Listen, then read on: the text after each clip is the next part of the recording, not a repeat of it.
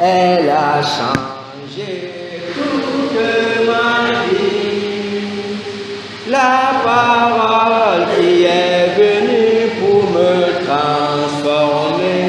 Oh, c'est la parole de Jésus-Christ. La parole qui est venue dans mon cœur. Elle a changé toute ma vie. La parole qui est venue pour me transformer. Oh, c'est la parole de Jésus-Christ. La parole, elle a changé toute ma vie. La parole qui est venue pour me transformer. Oh, c'est la parole de Jésus-Christ. Alléluia. Oui, Saint-Esprit de Dieu, nous nous sommes retrouvés ce matin en ton nom. Nous nous sommes retrouvés ce matin en ta présence. Tu as dit là où deux ou trois sont en mon nom, moi je suis au milieu d'eux. Nous voici, Seigneur éternel, regroupés en ton nom. Et nous avons besoin, Seigneur, que tu nous assistes ce matin. Nous avons besoin que tu te manifestes puissamment ce matin. Nous avons besoin que tu nous parles, Seigneur éternel. Nous avons besoin que tu transformes nos vies. Oui, Saint-Esprit de Dieu, nous avons besoin de toi ce matin. Toi, Esprit de Dieu, toi, Esprit de vie. Nous avons besoin que tu souffles ce matin. Nous avons besoin que tu convaincs de péché. Nous avons besoin que tu convaincs de justice. Nous avons besoin que tu convaincs de jugement. Nous avons besoin que tu crées, que tu viennes nous régénérer. Oui, Éternel, nous te supplions. Manifeste-toi, tendre Père. Prends le plein contrôle de ce moment. Prends le plein contrôle de nos cœurs. Prends le plein contrôle de nos vies. Gloire et honneur te soit rendu. Au nom puissant de Jésus. Amen. Oh, c'est la parole de Jésus. Amen. Ok. Le thème de ce matin, c'est veiller sur sa conversion. Veiller sur sa conversion. Veiller sur sa conversion. Nous prenons notre texte en Acte 8, versets 5 à 24. C'est un long texte que je vais lire. Acte 8, versets 5 à 24. Je lis la parole de Dieu. Philippe étant descendu dans la ville de Samarie, il prêcha le Christ. Les foules tout entières étaient attentives à ce que disait Philippe. Lorsqu'elles apprirent et virent les miracles qu'il faisait. Car des esprits impurs sortirent de plusieurs démoniaques en poussant de grands cris, et beaucoup de paralytiques et de boiteux furent guéris. Et il eut une grande joie dans cette ville. Verset 9. Il y avait auparavant dans la ville un homme nommé Simon, qui se donnait pour un personnage important, exerçant la magie et provoquant l'étonnement du peuple de la Samarie. Tous, depuis le plus petit jusqu'au plus grand, l'écoutaient attentivement et disaient: celui-ci est la puissance de Dieu, celle qui s'appelle la grande. Ils l'écoutaient attentivement parce qu'ils avaient longtemps étonné par ses actes de magie. Mais quand ils eurent cru à Philippe, qui leur annonçait la bonne nouvelle du royaume de Dieu et du nom de Jésus-Christ, hommes et femmes se firent baptiser. Simon lui-même crut et après avoir été baptisé, il ne quittait plus Philippe. Et il voyait avec étonnement les miracles et les grands prodiges qui s'opéraient. Verset 14. Les apôtres qui étaient à Jérusalem, ayant appris que la Samarie avait reçu la parole de Dieu, y envoyaient Pierre et Jean. Ceux-ci arrivés chez les Samaritains prièrent pour eux afin qu'ils reçussent le Saint-Esprit, car ils n'étaient encore descendus sur aucun d'eux. Ils avaient seulement été baptisés au nom du Seigneur Jésus. Alors Pierre et Jean leur imposèrent les mains et ils reçurent le Saint-Esprit. Lorsque Simon vit que le Saint-Esprit était donné par l'imposition des mains des apôtres, il leur offrit de l'argent en disant « Accordez-moi aussi ce pouvoir afin que celui à qui j'imposerai les mains reçoive le Saint-Esprit. » Mais Pierre lui dit « Que ton argent périsse avec toi, puisque tu as cru que le don de Dieu s'acquérait à prix d'argent. Il n'y a pour toi ni part ni lot dans cette affaire, car ton cœur n'est pas droit devant Dieu. Répands-toi donc de la méchanceté et prie le Seigneur pour que la pensée de ton cœur te soit pardonnée, s'il est possible. Car je vois que tu es dans un fiel amer et dans les liens de l'iniquité. » Simon répondit, « Priez vous-même le Seigneur pour moi, afin qu'il ne m'arrive rien de ce que vous avez dit. Amen. » C'est un très long texte. Et ce texte va nous servir de base pour, on va dire, pour l'étude de ce matin. Nous avons tiré quelques enseignements de ce texte. C'est l'histoire des apôtres. Au début de cette histoire, nous voyons deux choses. La Bible nous parle d'abord de Philippe, qui fait des miracles, qui est descendu à Samarie, prêchait l'évangile, il faisait des miracles, et les gens étaient étonnés par les miracles. Et la Bible nous parle aussi, après du magicien Simon, qui aussi avait beaucoup étonné les gens par les actes de magie qu'il faisait. C'est pour dire que de manière générale, l'homme est beaucoup attiré par le sensationnel. L'homme aime voir ce qui est extraordinaire, parce que c'est extraordinaire. Et ça c'est bien, mais en même temps c'est mauvais. C'est bien quand cela vient de Dieu, c'est mauvais parce que ça peut aussi venir du diable. Vous comprenez? Quand on voit le continent africain, toute l'Afrique, on va dire de manière générale, l'Afrique a passé beaucoup de temps en esclavage. Vous savez, les Blancs sont venus nous coloniser. Nous sommes un continent qui a beaucoup souffert. Mais en réalité, la souffrance de l'Afrique ne dépend pas seulement des Européens. Ça dépend, je vais dire ça, de l'atmosphère spirituelle de l'Afrique. C'est que l'Afrique a vécu pendant longtemps et vit encore sur l'influence des démons. Parce que nos parents, nos anciens parents, contrairement aux Européens, ils ont été très vite en contact avec les forces maléfiques. Et dans pratiquement chaque village africain, il y a des totems, il y a des pratiques. Et quand les gens pratiquent des choses, les gens voient des choses, disons que, quelles que soient les coutumes, dans chaque maison ou dans chaque famille africaine, on croit aux esprits, on parle souvent des esprits des ancêtres, parce qu'on voit des choses. Parce que lorsque on invoque les esprits des ancêtres, on les voit des fois se manifester. Ou parce que des fois quand les gens font des fétiches, quand les gens font, je ne sais pas moi, ou le ngosé, ou quand les gens mangent le bois amer, les gens voient des choses. Et comme ils voient des choses, ces choses sont réelles pour eux. Ce qui fait que les Blancs ne vivent pas ces choses. Et ce qui fait que l'Afrique a été prise en esclavage, en otage par les esprits méchants. Et souvent nous disons que ce sont nos traditions.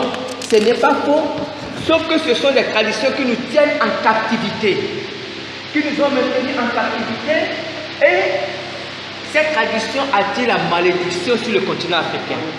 C'est ce qu'on ne comprend pas, parce qu'en réalité, tout ce qui se passe dans les États, dans le monde, dépend d'abord du spirituel.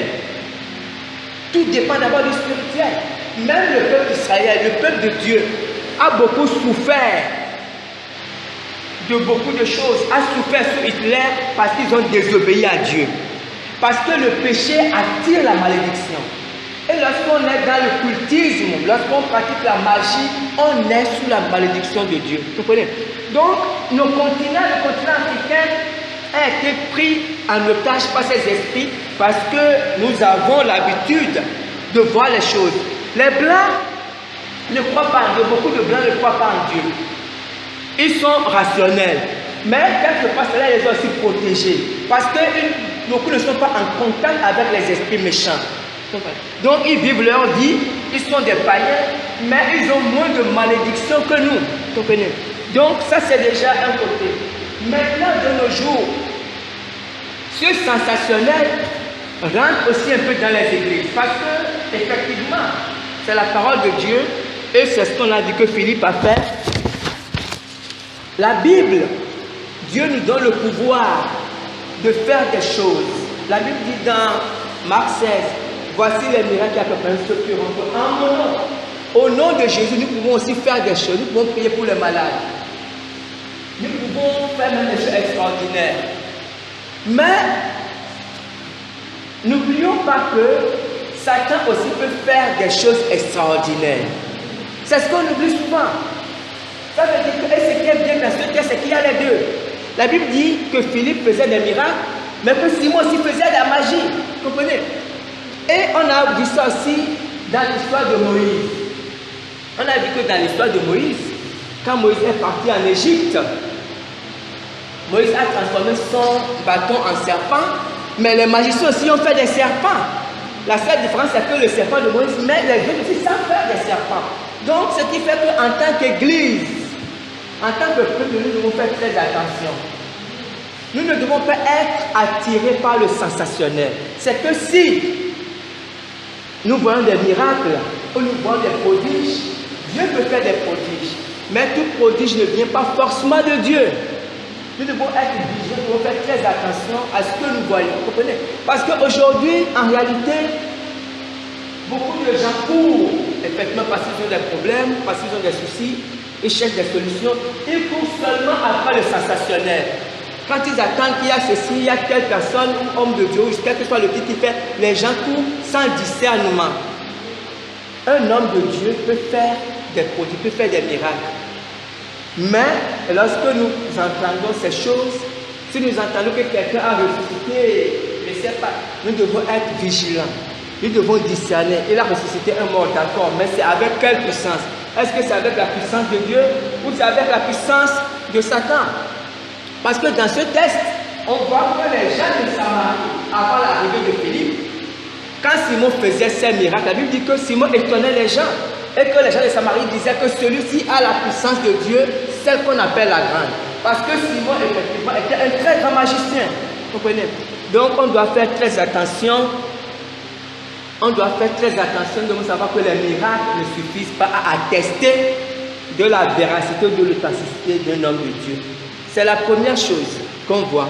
La deuxième chose qu'on voit dans ce texte, c'est que même s'il y a la puissance, même si Satan a la possibilité de faire des grandes choses, la plupart du temps, que ce soit dans la vie, que ce soit dans la vraie vie, lorsque la puissance de Dieu se manifeste, souvent les agents de Satan, on va dire ça, ils sont dans l'étonnement.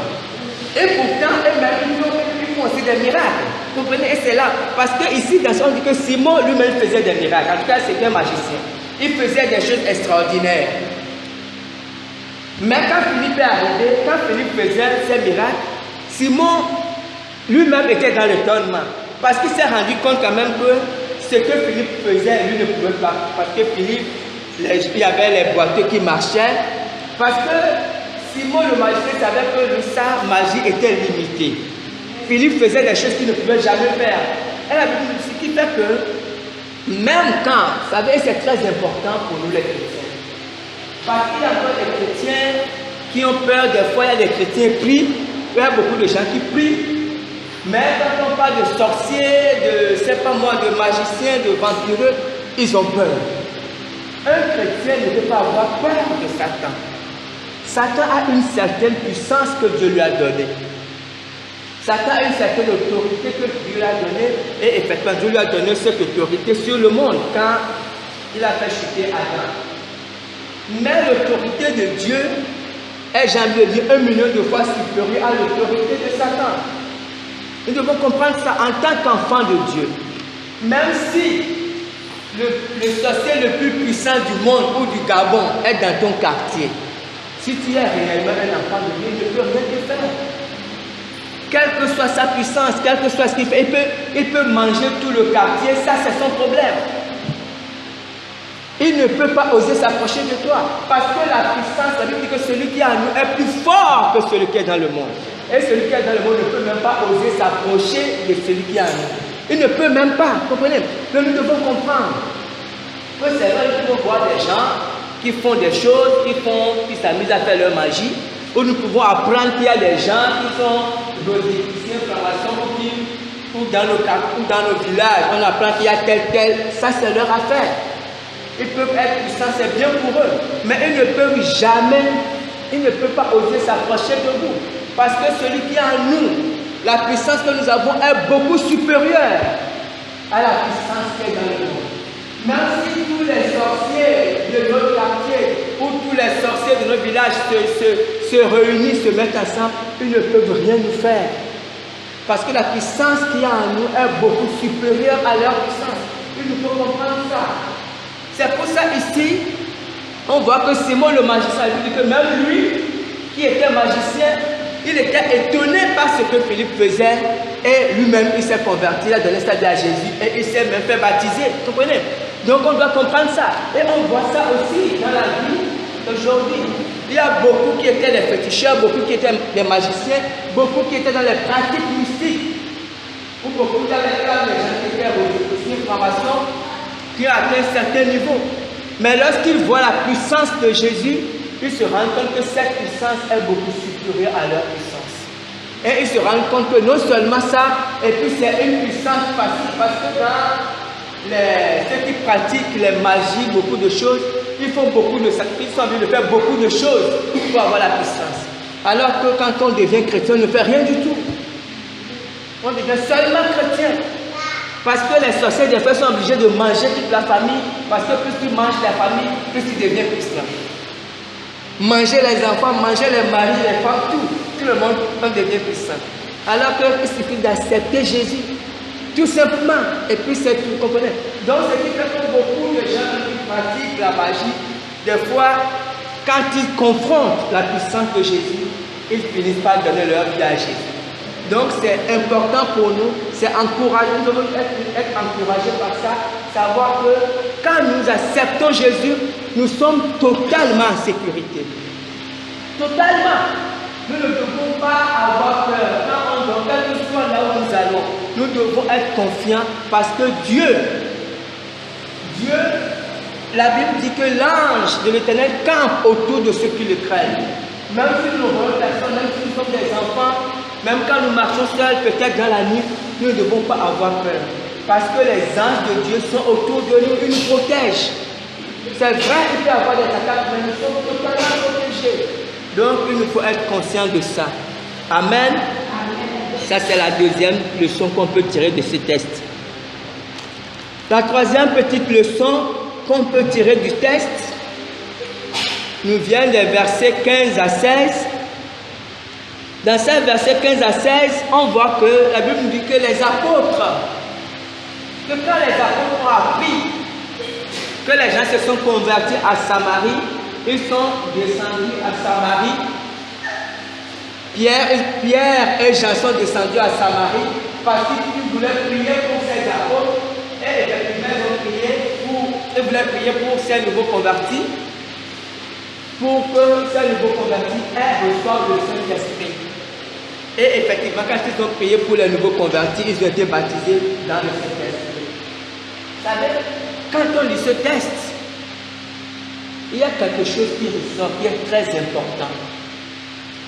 C'est l'urgence. C'est l'urgence du Saint-Esprit dans la vie du chrétien.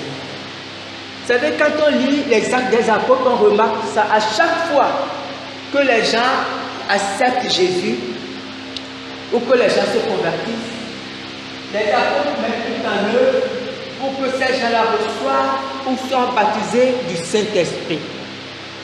Quand on lit Actes 1, verset 8, Jésus lui-même donnait cet impératif aux apôtres. Jésus leur disait, restez à Jérusalem. Je vais demander à maman Clara qui a le micro de nous lire Acte 1, verset 8, pour qu'on comprenne quelque chose. Acte 1, verset 8.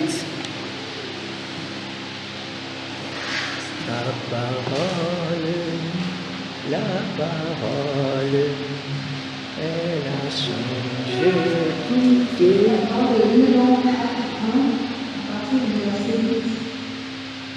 Mais vous recevrez une puissance, le Saint-Esprit survenant sur vous, et vous serez mes témoins à Jérusalem, dans toute la Judée, dans la Samarie et jusqu'aux extrémités de la terre. Amen. Dimanche dernier, le Saint-Esprit, justement, par la moment, Dieu nous a parlé de le Saint-Esprit. Et dans le texte que je veux donner dans Acte 1, verset 8, Jésus a dit, vous recevrez une puissance, le Saint-Esprit survenant sur vous. Une puissance. Sans le Saint-Esprit, il nous sera difficile d'être de bons chrétiens. Sans le Saint-Esprit, il nous sera difficile d'aimer Jésus. Il nous sera difficile d'abandonner le monde. Nous ne pouvons pas y arriver par nos propres forces.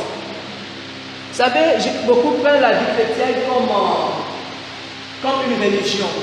Ils essayent de plaire à Dieu par leur propre force.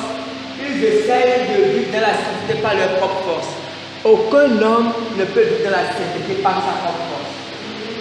L'homme naturel ne peut jamais plaire à Dieu. C'est impossible. La Bible dit quoi? Tous ont péché et sont privés de la gloire de Dieu.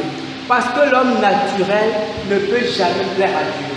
L'homme naturel a le péché, a l'égoïsme, a la méchanceté attachée à lui. Dans tout ce qu'il fait, l'homme naturel, dans tout ce qu'il fait, il y a un intérêt.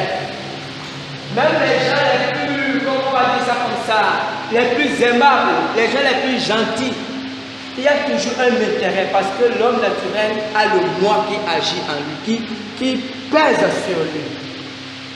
C'est pour ça que Jésus a dit, vous recevrez une puissance. Le Saint-Esprit survenant et vous serez mes témoins. C'est un impératif. Et les apôtres eux-mêmes, lorsqu'ils ont vu leur vie, quand on prend quelqu'un comme Paul, avant le baptême du Saint-Esprit et après le baptême du Saint-Esprit, ils se sont rendus compte que leur vie avait radicalement changé. Quand on prend Paul, qui était accusé par la femme, lorsque Jésus a été attrapé, et quand on reprend le même Paul dans Acte 2, c'est comme si c'était plus la même personne. Les apôtres étaient conscients de l'œuvre du Saint-Esprit dans leur vie. C'est pour ça que pour eux, il y avait cet impératif. Ils ne se contentaient pas d'amener les gens à accepter Jésus. Quand les gens acceptaient Jésus, ils faisaient tout pour que ces gens-là reçoivent le Saint-Esprit. Et dans ce texte, on voit quelque chose d'extraordinaire. À cette époque, nous savons qu'il n'y avait pas de voiture. Où les gens allaient à pied, ou ceux qui ont un peu de moyens avaient des ânes, c'est surtout des ânes, ou encore quand c'est sur de longues distances, il n'y avait que les navires. Comprenez? Il n'y avait même pas de vélo à cette époque.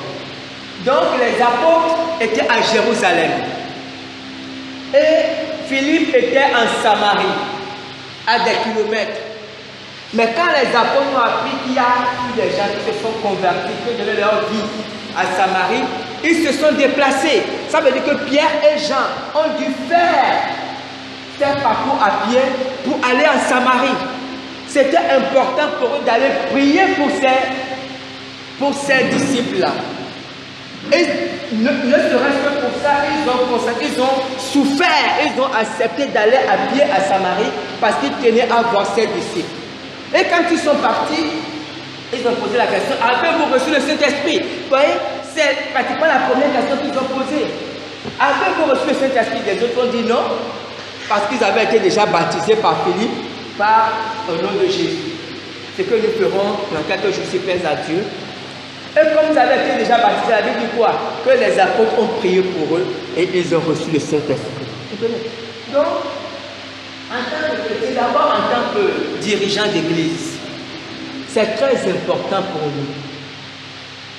Nous devons veiller, nous devons prier, nous devons faire en sorte que chaque chrétien reçoive le Saint-Esprit. Ça veut dire que chaque chrétien doit d'abord passer par la conversion, les étapes, passer par la conversion et après recevoir le Saint-Esprit. Parce que nous en avons besoin pour servir Dieu. Et en tant que chrétien aussi, nous devons aspirer. Et apôtre Paul a dit quelque chose dans Éphésiens 5, verset 18. Éphésiens 5, verset 18. Ne vous enivrez pas de vin, c'est de la débauche. Soyez au contraire remplis du Saint-Esprit. Ne vous enivrez pas de vin, c'est de la débauche. Soyez au contraire remplis du Saint-Esprit. Il nous faut le Saint-Esprit. Et Dieu veut nous donner le Saint-Esprit. Dieu est disposé à nous donner le Saint-Esprit. Nous devons rechercher le Saint-Esprit. Nous devons rechercher le baptême du Saint-Esprit, chaque chrétien, afin de pouvoir servir Dieu. Si nous voulons être des chrétiens victorieux, il nous faut le Saint-Esprit. Il nous faut cette puissance qui nous aide à aimer Jésus, qui nous amène à faire des sacrifices, parce qu'il nous est totalement impossible de faire des sacrifices pour Dieu sans le Saint-Esprit. Si nous avons, je dis n'importe quoi, si nous avons par exemple 1000 francs, nous avons 1000 francs, et nous voyons un frère qui a des problèmes, il nous sera difficile de lui donner 500 si nous n'avons pas le Saint-Esprit. Parce que déjà 1000 francs, c'est déjà compliqué. Peut-être qu'il faut lui donner 100 francs, mais pas plus.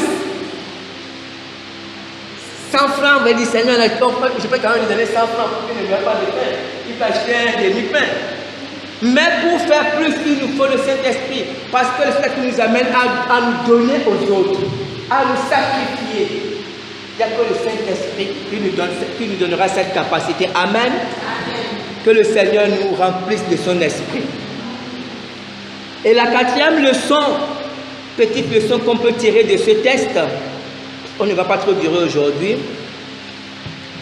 On trouve cette leçon des versets 20 au verset 23.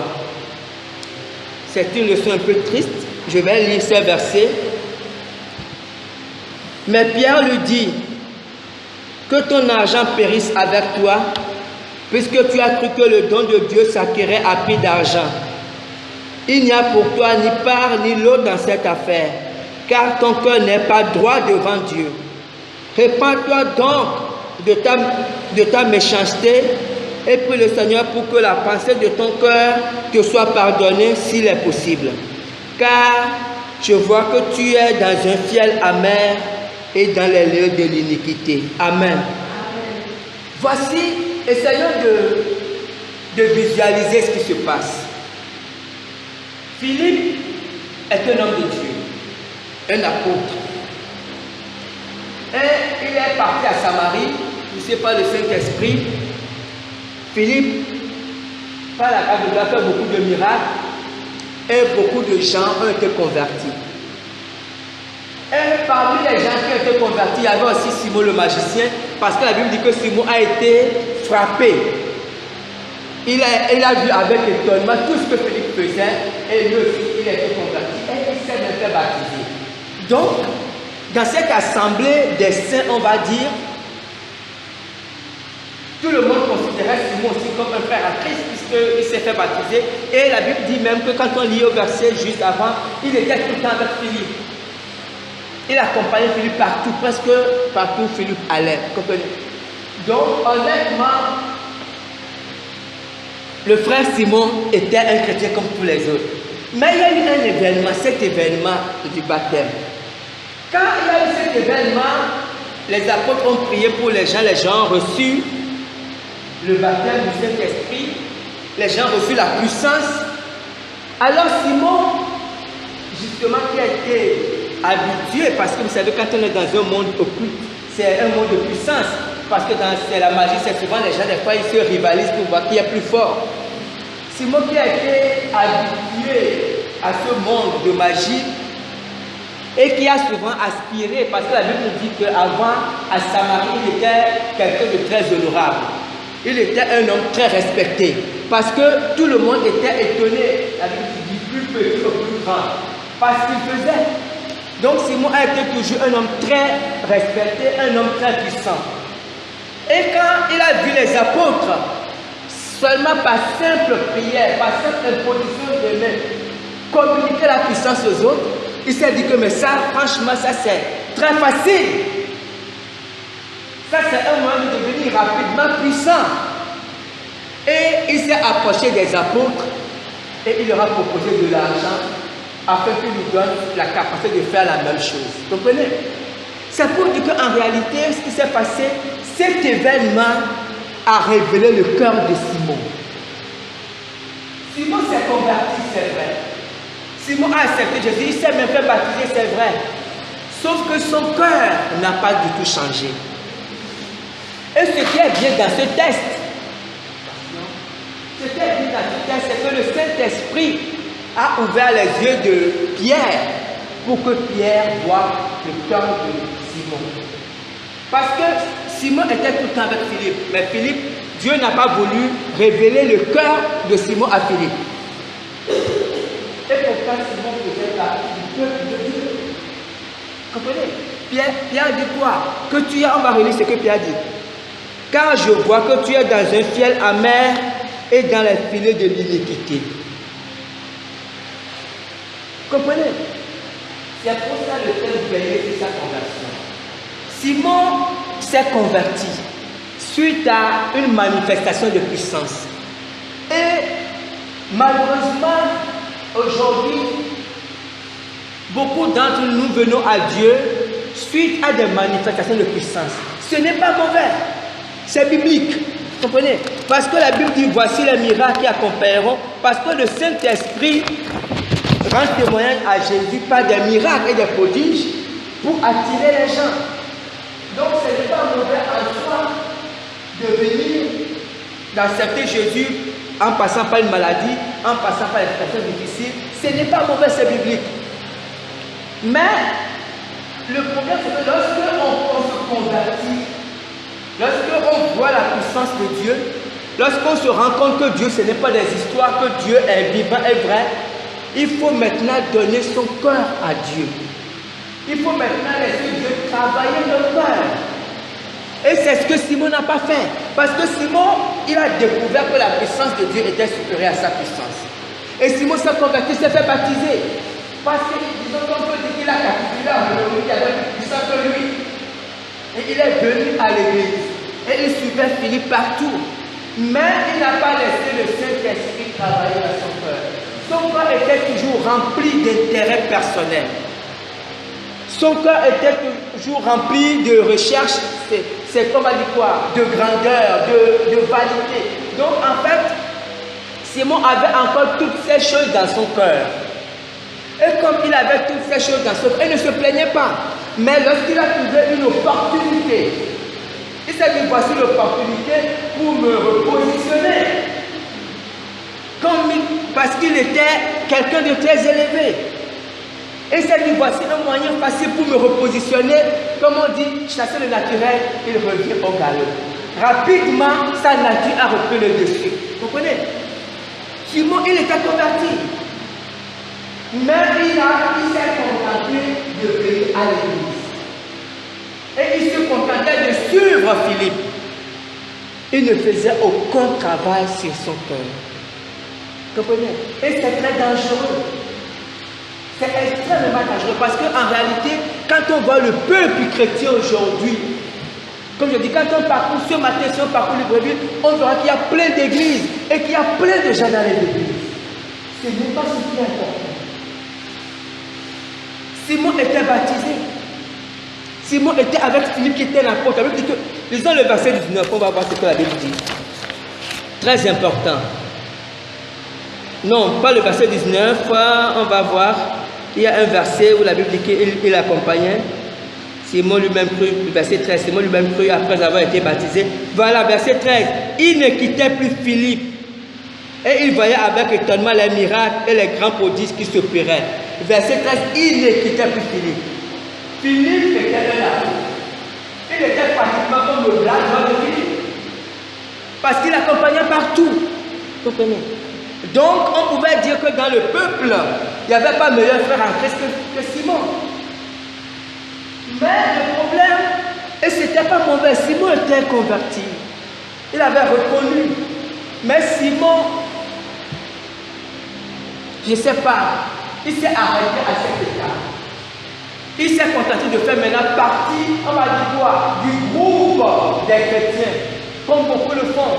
Beaucoup disent maintenant je prie, parce que c'était des gens avant qui ne priaient pas en Christ, et maintenant ils prient, ils vont à l'église, ils font partie des chrétiens. Et Simon était comme ça. Il faisait maintenant partie des gens qui priaient. Et il était même à côté du pasteur, il ne quittait plus le pasteur. Mais le problème, c'est que ce n'est pas ce qui est important. Il y a Philippe, il y a le pasteur, mais il y a le Saint-Esprit, qui sont deux personnes ou personnages totalement différents. Simon était attaché à Philippe, mais il n'était pas attaché au Saint-Esprit. Ce n'est pas Philippe qui transforme les cœurs. Et ce n'est pas non plus un pasteur qui transforme le cœur. Aucun pasteur au monde ne peut transformer un cœur. C'est le Saint-Esprit qui transforme le cœur. Vous comprenez? Et c'était l'erreur de Simon. Et c'est malheureusement l'erreur de beaucoup aujourd'hui, des centaines de milliers de chrétiens. Et lorsque survient juste un événement, notre nature réjaillit. Parce qu'il n'y a aucune transformation en nous. Aucune transformation en fait. On va à l'église, on écoute la musique, on danse, mais il n'y a aucune transformation dans notre cœur. Et lorsqu'il y a un petit événement, automatiquement, on manifeste notre nature. Et c'est ce que Simon a manifesté. Vous comprenez? Et Pierre a dit non. Pierre a dit, mais il y a de la méchanceté dans ton cœur. Parce que l'homme naturel est méchant. Quand on parle de méchanceté, les gens pensent que c'est tuer quelqu'un. Non. La méchanceté, ce n'est pas tuer quelqu'un ou prendre la femme de tout. Non, non, non. L'homme naturel, l'égoïsme, c'est la méchanceté. Le fait de penser à soi, comme d'abord dans le monde, on dit ça. C'est ce qu'on dit, c'est ça, comment on dit ça? La charité bien ordonnée commence par soi-même. Ça, c'est déjà un problème de méchanceté, parce qu'on se met au centre. Et c'est la même chose pour les Anglais. Charity begins at home. C'est que ça veut dire qu'on doit d'abord commencer à soi-même avant de penser aux autres. Mais ce n'est pas ce que Dieu dit. Vous comprenez? Parce que c'est ça la méchanceté, c'est qu'on pense d'abord à soi-même. Est-ce que j'en ai assez? C'est pour ça qu'on voit que nos dirigeants, qu'est-ce qu'ils font? Tout l'argent du pays, ils prennent ça pour eux seuls. On se plaint. Mais en réalité, si on était à leur place, peut-être qu'on ferait la même chose. Et des fois, peut-être qu'on ferait pire. Parce qu'on a vu ça dans certains pays. Si je prends seulement l'exemple de la Guinée-Conakry, il y a des gens qui étaient dans l'opposition et tout le peuple était derrière eux parce qu'ils pensaient qu'ils feraient mieux. Mais lorsqu'ils viennent, ils font pire. Ils font pire. Pourquoi? Parce que ce sont des hommes. C'est parce que ce sont des hommes. Dieu ne se confie à aucun homme. Parce qu'un homme est toujours guidé d'abord par ses intérêts. Vous comprenez? Et quand les gens disent que nous les Africains, même quand on va chez les Européens, il y a des choses qu'ils ne font pas ouvertement, mais on se rend compte qu'ils font beaucoup de choses en cachette parce que ce sont des hommes. Donc lorsque on devient chrétien, on ne doit pas se contenter d'aller à l'église. C'est une erreur grave. On ne doit pas se contenter seulement d'être dans un comité. C'est une erreur grave. On doit travailler sur son cœur. Et on doit veiller sur sa conversion. On doit s'assurer qu'il y a une transformation qui est opérée en nous par le Saint-Esprit. Tant qu'on n'a pas ça, on peut même faire 40 ans dans l'église, on peut prier depuis 50 ans, on sera les mêmes personnes. Lorsqu'il y aura des événements, lorsqu'il y aura, je ne sais pas, une crise, lorsqu'il y aura un problème, on va manifester notre véritable nature. Parce que nous sommes des hommes, vous comprenez? Donc c'est ce qui est arrivé à Simon ici. Parce que Simon, c'est quelqu'un qui était intéressé par l'élévation, la grandeur. Il était habitué à certaines choses. Et c'est pour ça que dans nos églises, souvent nous voyons qu'il y a beaucoup de rivalité, beaucoup de querelles, nous sommes à l'église, mais il y a beaucoup de choses. Parce que nous ne laissons pas Dieu transformer nos cœurs. C'est très important. Lorsqu'on vient à Dieu, quel que soit, les moyens que Dieu a utilisés pour nous attirer, lorsqu'on devient chrétien, comme Simon, il est passé par les eaux du baptême, parce que quand on passe par les eaux du baptême, le baptême signifie un renoncement. On renonce à soi-même, on meurt en Jésus. C'est ce que ça signifie. Mais on se rend compte que Simon n'a pas renoncé à lui-même. Et ici, on peut remarquer une petite chose. Dans l'histoire de Simon, on se rend compte qu'il n'a pas été baptisé du Saint-Esprit. Regardons encore un peu le schéma, ce qui s'est passé. Ils étaient nombreux à accepter Jésus à Samarie. Et quand ils ont accepté Jésus, les apôtres sont descendus pour prier pour eux. Et les apôtres ont prié pour eux. Et ils ont reçu le Saint-Esprit. Mais on peut dire qu'on peut dire que Simon n'a pas reçu le Saint-Esprit. Comprenez? Parce que ce n'est pas, ça montre que ce n'est pas parce que les apôtres imposent les mains. Ou ce n'est pas parce que le pasteur prie pour vous. C'est d'abord le cœur. Les autres, parce que le Saint-Esprit est Dieu. Les autres ont reçu le Saint-Esprit parce que Simon a vu le Saint-Esprit dans la vie des autres. Là, comment les autres se sont manifestés. Parce que leur cœur était, donc ils avaient le bon cœur, parce que leur cœur était soumis à Dieu. Mais Simon n'a pas reçu le Saint-Esprit parce que son cœur, comme dit Pierre, était rempli de méchanceté. Comprenez? Donc, nous devons faire attention. Nous pouvons, je ne sais pas moi, pour aller, parce qu'il y a des gens qui parcourent même des pays, quand il y a des séminaires, ils vont, parce que quand il y a des hommes de Dieu, effectivement, il y a des hommes de Dieu investis par Dieu, puissants. Et il se dit que bon, si je vais chez tel homme de Dieu, quand il prie pour moi, je vais trouver la solution à mes problèmes. Ce n'est pas l'homme de Dieu. Dieu a investi des hommes et des femmes. Mais celui qui a investi ses hommes et ses femmes, c'est le Saint-Esprit. Et le Saint-Esprit nous bénit en fonction de notre cœur, pas en fonction de celui qui prie pour nous. Et c'est ce que Simon a vu ici. C'est Pierre qui a prié pour lui, Pierre et Jean. Mais il n'a pas reçu le baptême du Saint-Esprit parce que son cœur n'était pas disponible pour recevoir ce baptême. Donc, nous devons veiller sur notre conversion. Nous devons veiller sur notre conversion. Et la dernière petite leçon que nous allons tirer pour clôturer, comme je disais, on ne va pas durer, c'est le verset 22. Il y a une phrase à la fin, une petite phrase de rien du tout, qui a beaucoup attiré mon attention. Lisons le verset 22. Répands-toi donc de la méchanceté et prie le Seigneur pour que la pensée de ton cœur te soit pardonnée, s'il est possible. S'il est possible. Vous savez, Pierre, Dieu lui fait grâce de voir le cœur de Simon. Dieu ne fait pas ça souvent parce que Dieu, vous savez, Dieu est très respectueux. Dieu nous respecte beaucoup. Dieu nous a créés libres. Dieu connaît nos cœurs, mais Dieu nous respecte beaucoup. Dieu connaît mon cœur. Dieu ne va pas montrer mon cœur en faisant papa, ils vont. Sauf quand c'est extrême. Sauf quand Dieu voit que là, je suis pasteur. Mais il peut arriver que je fasse des choses. Ce n'est pas parce que je suis pasteur que je suis... Non, non, non. Il ne faut pas confondre les choses. Je suis pasteur, Dieu m'a appelé être pasteur. Pasteur ne veut pas dire que je suis meilleur que vous. Je peux faire beaucoup de choses en cachette. Je peux être dans l'adultère, dans beaucoup de choses. Qu'est-ce que Dieu fait? Dieu, dans sa bonté, il va toujours me parler. Attention, attention, attention. Mais il ne va pas vous montrer mon cœur. Parce qu'il veut me protéger, parce qu'il me respecte. Et c'est ce que Dieu fait avec chacun. Vous comprenez?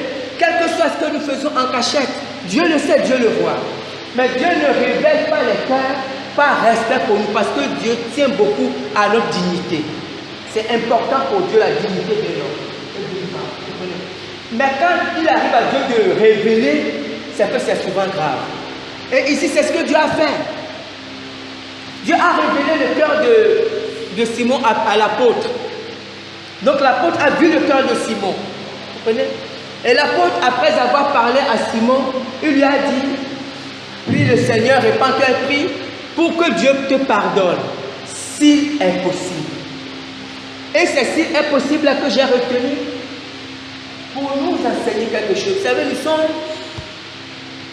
dans une période de grâce. C'est la vérité. C'est une période de grâce. C'est une période de pardon. Jésus est mort sur la croix pour nos péchés. Et à cause de la mort de Jésus, Dieu nous pardonne tout. C'est la période de grâce. Mais quelquefois, nous interprétons mal cette période de grâce. Quelquefois, nous pensons que c'est parce que c'est la période de grâce, nous sommes autorisés à faire n'importe quoi. C'est comme moi, je suis autorisé à vivre dans le désordre, dans la fornication, dans la vitesse, et puis je viens, je demande pardon, Dieu me pardonne. Non, non. Ça ne marche pas comme ça.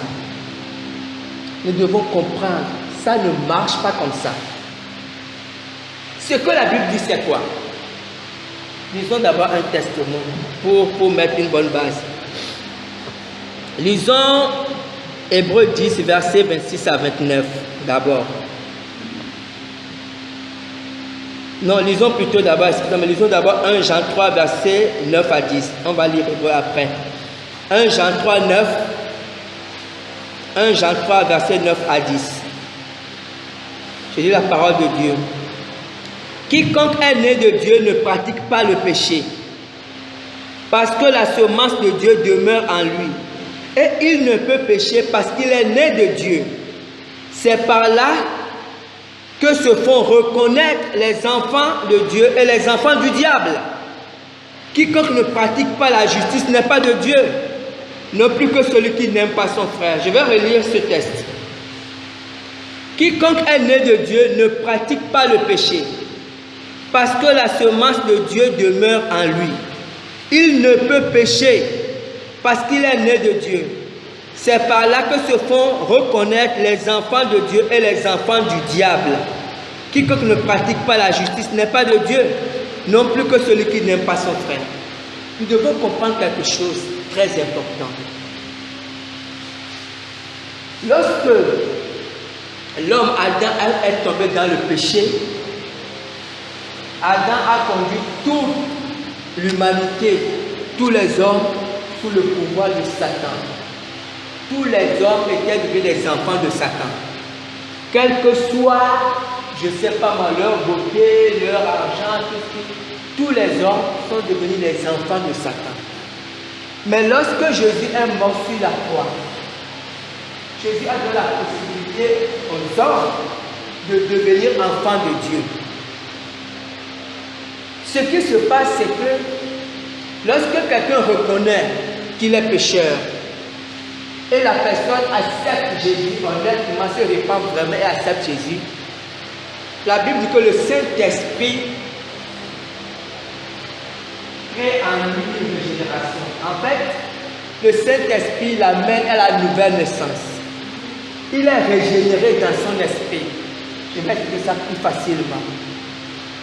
L'homme, tous les hommes sur la terre sont formés de trois choses. Il y a le corps que nous voyons, il y a l'esprit que nous ne voyons pas, et il y a l'âme que nous ne voyons pas non plus. Mais ces choses se manifestent. L'âme, c'est notre âme qui nous permet de parler parce que notre âme nous donne l'intelligence. L'intelligence est une partie de notre âme. C'est notre âme qui nous permet d'avoir des sentiments. Ce n'est pas le corps qui fait ça. Les sentiments viennent de l'âme. Les émotions, la peur, la joie, tout ça, ça vient de notre âme. Mais notre esprit, la partie esprit, nous permet ou de communiquer avec Dieu ou de communiquer avec Satan. Tout à l'heure, on parlait de Simon le magicien qui faisait beaucoup de choses. Ou on parlait des sorciers. Quand on prend un sorcier c'est quelqu'un en Afrique qui a la possibilité de sortir de son corps et de voler la nuit. Pourquoi il le fait avec son esprit? C'est l'esprit qui permet à un sorcier de faire ça. Ce que toi et moi ne pouvons pas faire. Nous ne savons même pas comment ça va commencer. Mais le sorcier le fait parce qu'il est transporté par des mauvais esprits. Les mauvais esprits qui sont dans son esprit, la main, et il peut se balader, il peut partir d'ici à la seconde, comme c'est un esprit qui peut aller aux États-Unis. Parce que l'esprit, c'est comme du vent, il n'a pas de limite. Et l'esprit et l'âme sont éternels. En fait, l'homme ne meurt jamais. C'est notre corps qui meurt, on enterre notre corps, mais notre âme vit éternellement. Ou pour aller en enfer, ou pour aller au ciel. Comprenez? Maintenant, qu'est-ce qui se passe? Quand on ne connaît pas Dieu, tout homme qui ne connaît pas Dieu, on peut voir quelqu'un, on peut voir un bel homme, une très belle femme, qui a son âme, mais qui dans son esprit est possédée par les esprits mauvais. Vous comprenez? Une telle personne, il peut vivre une belle vie, une bonne vie, on s'en fout, mais quand la personne va mourir, elle va aller directement en enfer. Parce que son esprit était entre les mains des démons. Mais lorsqu'on accepte Jésus, lorsqu'on donne sa vie à Dieu, le Saint-Esprit vient dans notre esprit, donc tous les mauvais esprits sont chassés. Tous les démons partent. Et quand le Saint-Esprit vient dans notre esprit, comprenez, le Saint-Esprit, ce qu'il veut faire, il veut prendre le contrôle de toute notre vie, mais il ne nous oblige pas. C'est pour ça qu'on parle de bébé chrétien. C'est pour ça qu'on peut voir quelqu'un qui a accepté vraiment Jésus. Je prends l'exemple d'un jeune homme pour nous faire comprendre ça. Prenons un jeune homme qui, avant de connaître Jésus, il avait sa copine. Il aimait beaucoup sa copine. Et puis après, il a accepté Jésus. S'il accepte vraiment Jésus, ce qui se passe, le Saint-Esprit vient dans son cœur. Il aime Jésus, mais le problème c'est que quand il vient seulement d'accepter Jésus, la Bible l'appelle bébé spirituel. Pourquoi? Parce que le Saint-Esprit est venu dans son cœur, mais le Saint-Esprit ne contrôle pas encore tout son cœur. Il est encore libre de faire certaines choses. Et comme dans son esprit, il a le Saint-Esprit, mais dans son âme, il a l'amour pour sa copine. Je dis là pour qu'on comprenne bien ce qui se passe. Parce que dans la vie de plusieurs chrétiens, des fois, il y a comme un combat. Il y a comme on est tiraillé. Qu'est-ce qui se passe? Dans notre esprit, parce que nous avons plusieurs compartiments, c'est comme si dans notre vie, on a plusieurs chambres. On a une chambre, que je peux appeler une chambre, il y a le Saint-Esprit, c'est notre esprit, qu'on a, la Bible appelle aussi des fois le cœur. Et on a un autre domaine, notre âme. C'est notre âme, il y a la volonté, il y a l'intelligence, il y a les émotions, les sentiments. Donc ce jeune homme, il a un combat, une lutte dans sa vie. Dans son esprit, il a Jésus, il aime Jésus. Mais dans son âme, il a les sentiments encore pour sa copine. La Bible dit de ne pas commettre la fornication. Mais ce jeune homme, il va lutter. Imaginons que sa copine l'appelle. Si sa copine l'appelle, il va dire à sa copine, tu sais que je ne dois plus te voir parce que j'ai accepté Jésus. Le Saint-Esprit, ça c'est son esprit. Comme on dit souvent chez nous, il y a un cœur, il dit, un cœur, il dit. Donc on va dire, un cœur, il dit, non, il dit, non, j'ai accepté Jésus, tu sais que je ne peux plus te voir. Mais l'autre cœur, il dit, non, il sent qu'il aime encore cette copine. Donc il est tiraillé. Et qu'est-ce qui va finir par arriver? S'il n'arrive pas à écouter la voix de son esprit, il peut aller, il peut dire que bon, je vais seulement aller voir ma copine, je préfère parler avec elle, comme ça au téléphone, on parle de compliqué, je préfère aller chez elle, lui expliquer ça de vive voix. Maintenant, quand il va aller voir sa copine, honnêtement dans son cœur, il ne voulait pas le tomber dans le péché. Il est sincère dans son cœur. Il pense que par politesse, par gentillesse, il a quand même le droit, ou par décence, il doit quand même expliquer ça à l'autre. Donc, il va chez l'autre, il dit, bon, voici, excuse-moi. Mais ce qu'il ne sait pas, quand il va voir maintenant sa copine, il voit comment sa copine est belle, il va finir par tomber dans le péché. Il n'est pas parti pour pécher, mais il tombe dans le péché. Et quand ça arrive, la Bible dit quoi? Dieu va le pardonner. Parce qu'il n'a pas médité le péché. La Bible dit, quand on est de Dieu, on ne pratique plus le péché. Pourquoi? Parce que le Saint-Esprit habite en nous. Parce qu'on a la semence de Dieu en nous. On ne peut pas s'amuser à vivre dans le péché. Mais il peut arriver, disons que le péché est un accident dans notre vie. Il peut arriver que tu es là et puis quelqu'un t'énerve et puis tu insultes la personne. Ça passe quand c'est accidentel. Mais si on prend quelqu'un, je prends par exemple moi, un homme marié, je vois une femme qui me plaît, qui n'est pas ma femme, je lui fais la cour, je lui donne rendez-vous à l'hôtel, ça là, et puis je vais pécher et puis je vais dire que Dieu me pardonner. Là je m'accuse. Parce qu'il y a des gens, ils planifient, attends, ils donnent rendez-vous, ils disent bon, aujourd'hui nous sommes dimanche, ils disent bon, on va se voir mercredi. Lundi, mardi, tout ça, le Saint-Esprit te dit attention, ne va pas à ce rendez-vous, mais il n'écoute pas le Saint-Esprit. Parce qu'il veut faire sa volonté, parce qu'il dit non, à tout passer, il y a la grâce de Dieu. Dieu est un bon Dieu, après je vais demander pardon. Non, ça ne marche pas comme ça. La grâce de Dieu, ce n'est pas comme ça. La Bible dit, disons maintenant Hébreu. Hébreu 10, versets 26 à 29.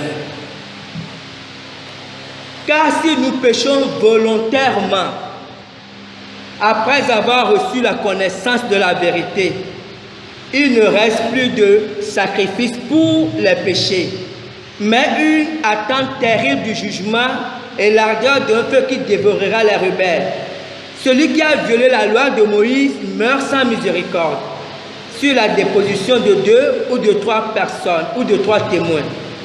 De quel pire châtiment pensez-vous que sera jugé digne celui qui aura foulé aux pieds le Fils de Dieu, qui aura tenu pour profane le sang de l'alliance par lequel il a été sanctifié et qui aura outragé l'Esprit de la grâce. Amen.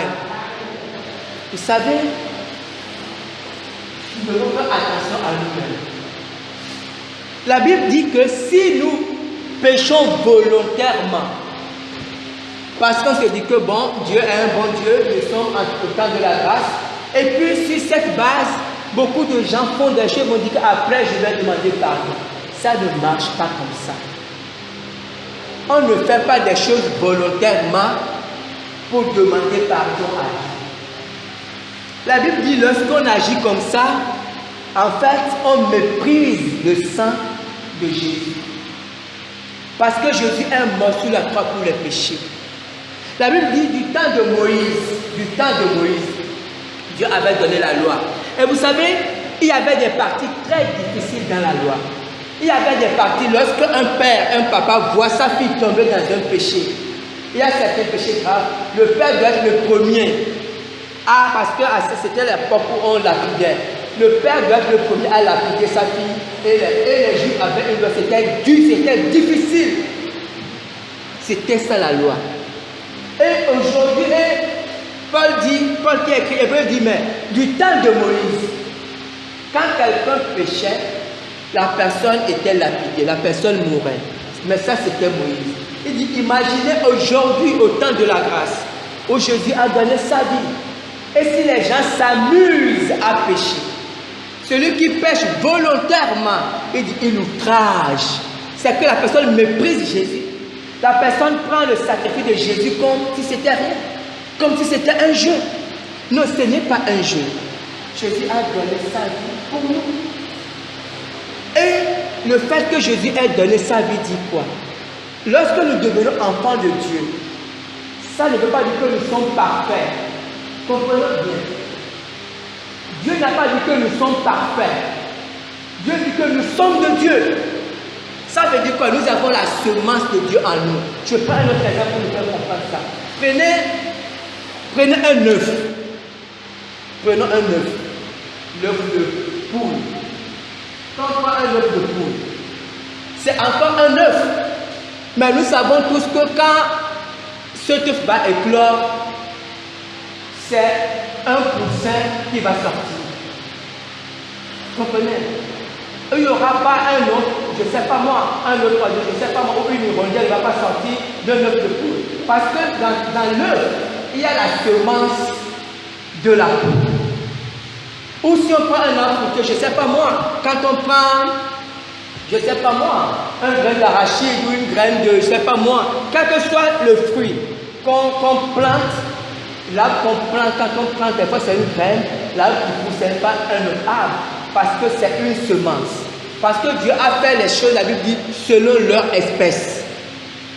Toute chose est faite selon son espèce. Et lorsqu'on devient chrétien, on devient l'espèce de Dieu. En réalité, c'est l'espèce du Saint-Esprit. Dieu met en nous la semence du Saint-Esprit. Elle dit, nous sommes de Dieu. Et le fait que nous sommes de Dieu fait que lorsqu'on est encore un nouveau chrétien, on n'est pas encore mature, on est encore bébé chrétien, on peut encore tomber dans le péché. Cela peut arriver. Comme je disais tout à l'heure, on ne cherche pas le péché, mais on est encore faible, on peut tomber dans le péché. Mais on a la semence de Dieu en nous. Et au fur et à mesure qu'on grandit, comme tout à l'heure je parlais de ce jeune homme qui est parti voir sa copine, il est tombé dans le péché. Quand il vient, la différence qu'il aura, c'est qu'il aura la douleur, comme Maman Diane. Il aura la douleur. Pourquoi il aura la douleur? Parce qu'il a la semence de Dieu en lui. Quand vous prenez ce jeune homme, 3 mois auparavant, il allait naturellement avec sa copine, avec le problème, c'était sa copine. Il s'affichait partout avec elle, il avait aucun problème dans son cœur. Même maintenant, c'est sa même copine. Mais s'il va avec elle, il aura la douleur. Pourquoi? Parce qu'il a la semence de Dieu en lui. Quelque chose a changé dans sa vie. Qui ne comprend pas. Comprenez? Et ce jeune homme, quand il va continuer à marcher avec Dieu, il ne va plus tomber dans le péché, il va grandir avec Dieu. Parce que cette semence va grandir. Parce qu'il est né de Dieu. On doit comprendre ça. C'est très important. Comprenez? Donc, quelqu'un qui est né de Dieu, il va lui arriver de tomber dans le péché. Et la Bible dit que même si nous péchons, Jean dit, mais lorsque nous péchons, nous avons un avocat auprès du Père. Vous comprenez? Quand quelqu'un qui ne fait pas exprès tombe dans le péché, Dieu le pardonne. Parce qu'en lui, il a la semence de Dieu. Et il a la douleur, comme a dit Maman Diane. Il est vraiment détruit. Il a mal dans son esprit parce qu'il a péché contre Dieu. Vous comprenez? Mais quelqu'un qui s'amuse à vivre dans le désordre, la Bible dit que non, il n'y a pas de pardon pour cette personne. Amen. Et que Dieu bénisse sa parole.